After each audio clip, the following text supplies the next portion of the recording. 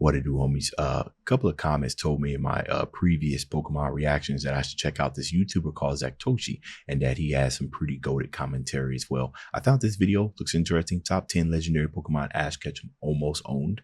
Let's go ahead, shut up, and turn it up.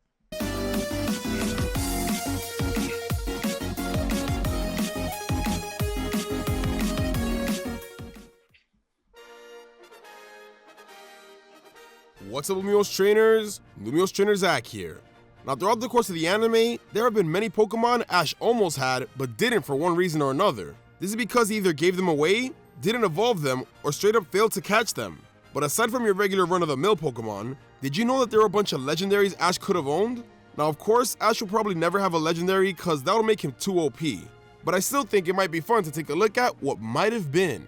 So in this video, I'll be counting down the top 10 legendary Pokemon Ash Ketchum almost owned.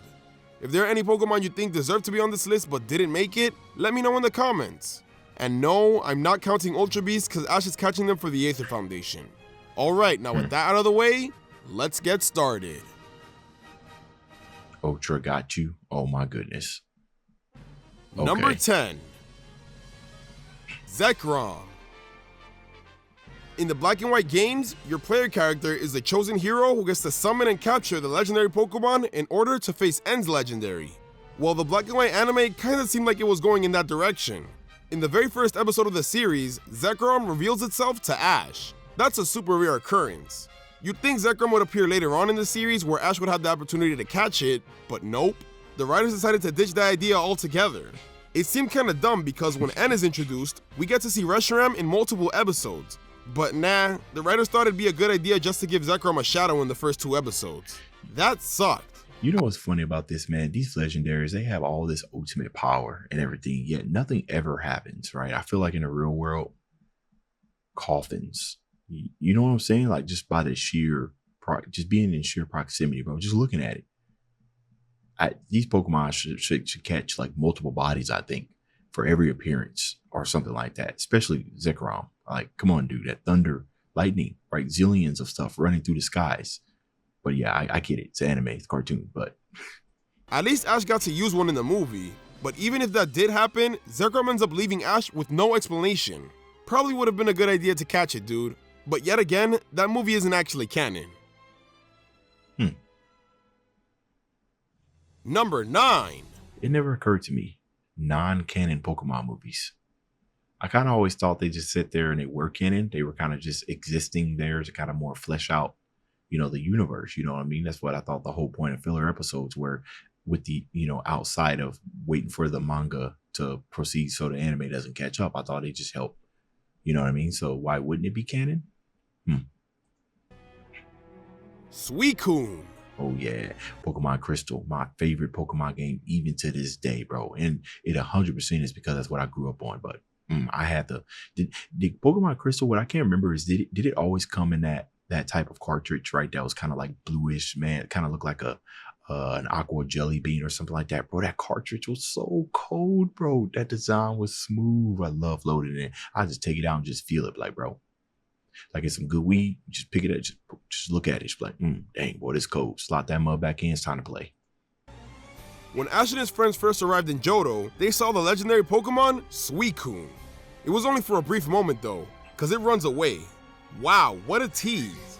The next time we see Suicune is during the 4th Pokemon movie, Pokemon Forever. The gang is on a boat and they end up seeing it. Is this the same Suicune as before? I'm leaning towards yes. Why? Because Suicune decides to help once Celebi is taken over, and lets Ash ride him. Why would he let him do this if he didn't already know him from before? Well, you could argue it's just because he's the main character, but whatever. Suicune really came in handy during this situation, and also helped with purifying the Lake of Life. After it was all over, Suicune decides it's time to leave, and this is where Ash fails. That could have been a great time to catch it. Instead of letting it go away, Ash could have convinced it to stay with him since he was already so willing to team up with him. But nope. I guess Ash thought it'd be better off to just let it go. How kind of you, Ash. Number 8. Tapu Koko.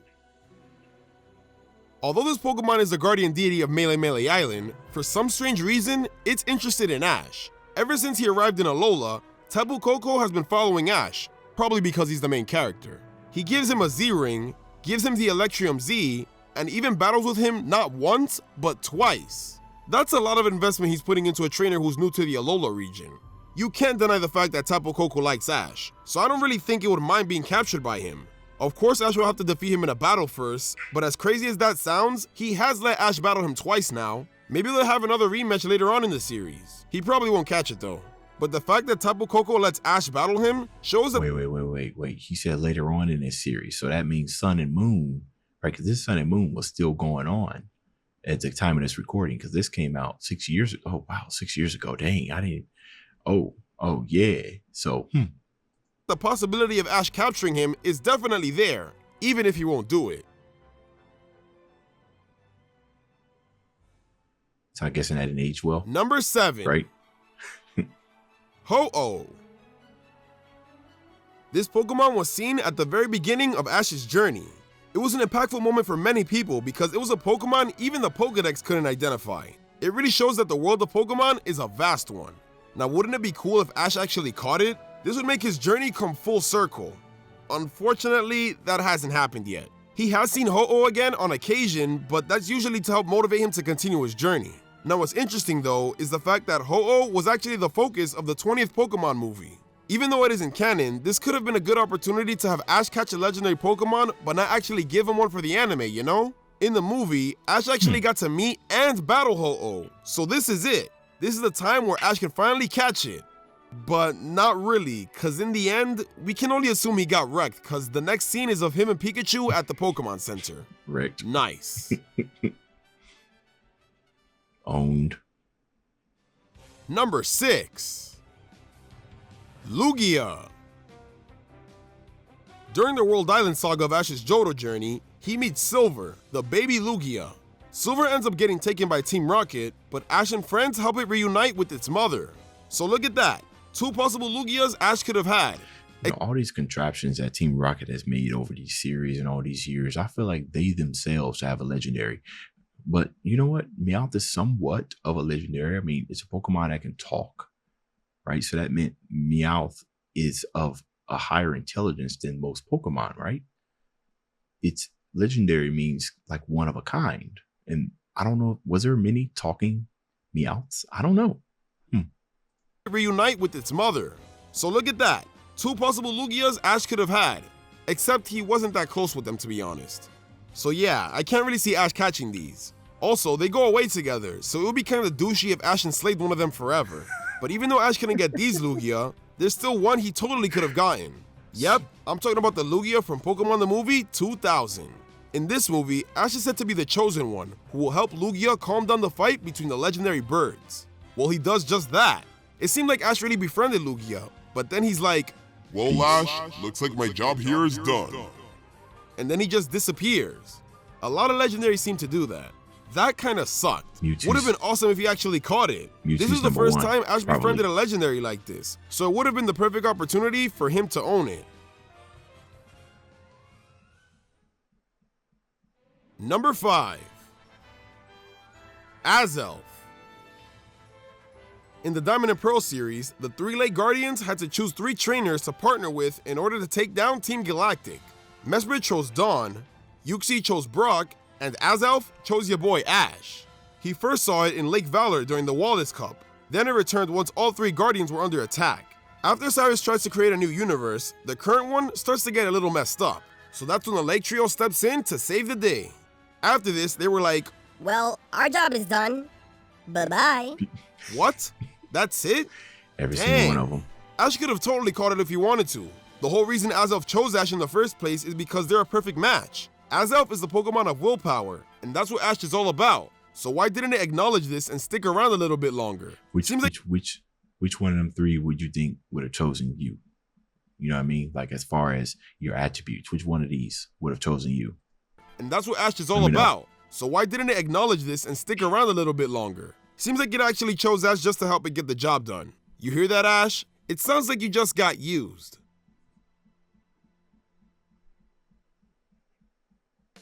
Number 4. Latias. In the 5th Pokemon movie, Ash and friends arrive in Italy. I mean Ultimar. Yeah, Ultimar. This city is protected by Latios and Latias, the Eon Pokemon. Now, right from the jump, this movie lets you know that Latias likes Ash, if you know what I mean. She's always playing around and is always there for him. So if Latias is so into Ash, I find it very hard to believe that she lets him go when it's time for him to leave. Yeah, I know she's the protector of the city, but I'm sure her dead family can take over for her. Bianca isn't really a trainer, so what else is there for her to do? Play? Ha! Think about it. If Latias stayed with Ash, she could have easily came in handy during Ash's battle with Tobias. Imagine that, a Latios versus Latias battle. But oh well, Latias was like, I like you, Ash, but not enough to make me leave this island. Cool, cool. I'll let this one pass though, since she's pretty important to the city, so it seems kinda disrespectful to try to enslave her in a Pokeball, even though we can literally capture God in the games. But whatever. In a Pokeball. Probably. Weakening enough, yeah. Number 3. Paralysis, 1 HP. Victini. The 14th Pokemon movie took place in the Kingdom of the Vale. This kingdom was home to Victini, who couldn't leave the town because of the psychic barriers that surround it. There was a legend in that town that Victini lived there and it was seen as the Guardian. But nobody actually knows if it's true because the last time it made itself known to people was years ago. Well, that was until Ash showed up, cause duh, he's the main character. Ash and Victini become quick friends, and once Ash finds out about the barrier, he promises that he'll take Victini to see the ocean, cause that's its dream. Once the whole plot of the movie happens, you know, Ash goes to space, almost dies for the umpteenth time, Victini sacrifices itself, and the day is saved. Victini actually returns and gets to live out his dream to be at the ocean. So that sacrifice meant nothing. Okay, got it. I get the sentimental. It's sentimental, but it meant nothing. Okay. Free from the barrier. That's like Ichigo, right, from Bleach. Lost all his powers and got it right back. So what's the significance? Nothing. Now you'd think this would be a good opportunity for Ash to catch it and be like, Victini, if you join me, we could travel the whole world together. But nope, Victini's like, peace out, son, and just leaves. Literally. That was kind of dumb considering that they had a really good friendship. But I guess now that Victini is free, it thought that it could get some better friends? Wow, that's kind of messed up now that I think about it. Dang, Ash, you should have caught it when you had the chance. Number 2. Meloetta. While at Pokestar Studios, Ash and Pikachu went to look for some props. That's when a big thing, suddenly fell and was about to hit Meloetta. Luckily, Ash stepped in to save her. She then disappears, but then after this, Meloetta ends up following Ash to Eastern Unova because of his heroic deed. Now we don't really get an explanation about what Meloetta is all about. They just explain that it's a really rare Pokemon that Team Rocket is after and that it likes to hang around Ash. So if this rare Pokemon doesn't seem to have any strings attached to it, and she likes to hang around Ash, why didn't he just catch it? Yeah, Team Rocket 100% should have had like at least 7 legendaries by now within their. I understand her clutch, but now I can't let go of the thought. Yeah, by the end it's revealed that Meloetta is from a different land and its people were looking for her, but Ash didn't know that. He had plenty of time to catch her. She was around for multiple episodes after all. Plus, even though Meloetta came from another land, it's not like she was really trying to go home. If anything, she seemed totally content with staying with Ash and his friends. So honestly, that whole backstory was just a dumb way to write off a potential legendary Ash could have owned. Alright, what's number 1? Mewtwo? Number 1. Probably not. Solgaleo. Ooh. Solgaleo and Lunala come to Ash in a dream and tell him to take care of Cosmog for them. Ash accepts and promises to do just that, and thus, Nebby was born. So yeah, Ash is the one putting Nebby in the bag this time, and it actually stays there. Crazy, I know. Nebby actually evolves all the way into a Solgaleo in order to help Ash and the gang go to Ultra Space. Nezuko should probably take some pointers, right? Yeah. I know I've been referencing other animes in here, I just can't help it. This was so cool because Ash is actually commanding Solgaleo. He's using his signature Z move and everything. It really seemed like this Pokemon was under the ownership of Ash. That was until the whole Ultra Space stuff was taken care of. Then he just leaves for some random reason with no explanation. Wow, that was kinda dumb. Maybe if Ash actually caught it as a Cosmog instead of shoving it inside his bag, he would have been the owner of a Solgaleo. On the bright side, it seems like Nebby might actually return later on in the series. I mean, it kinda has to once we get to the Necrozma stuff. Yeah, so like I said, I don't know if this stuff aged well or not. But by that point, it won't be a Solgaleo anymore. It will be a Duskmane Necrozma. So yeah, There goes Ash's chance of owning that Pokemon. A what? Dusk? Huh? This looks like it's footage from the game. I played Sun and Moon, but I don't think I ever, you know what? I think I beat like the main story and then got too lazy to play the rest of it to catch the legendary. So I'm missing out on information. Is what did he just say? Something Loca? That's crazy. Get corrupted? Oh man, I'd be missing out on so much information. Pokemon. Just throw a Pokeball at it for Arceus' sake. Thanks for watching, everyone. If you enjoyed this video, make sure to hit that like button. And if you're new to the channel, subscribe to become a Lumiose trainer today. Yes. Also, follow me on Twitter to find out what's up and what's new. I would love to be a Luminous trainer. Yo, how is the end of the video the most replayed? What is going on here? What did everybody just skip to the end? Hold on, what is going on here? Last but not least, make sure to live your life to the fullest, and I'll see you all next time. Is it a bangers? Oh, that's what y'all stayed for?